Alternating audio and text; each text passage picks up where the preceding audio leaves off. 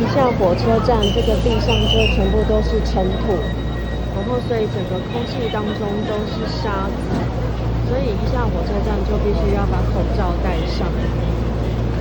因为其实整个空气品质非常不好，然后大家都带着这个包袱，穿着雨鞋，准备要开始上班，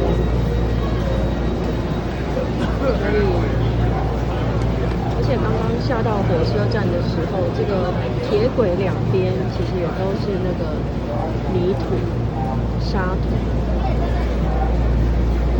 所以到了这个光复火车站，可以看到这个地上已经都是沙土。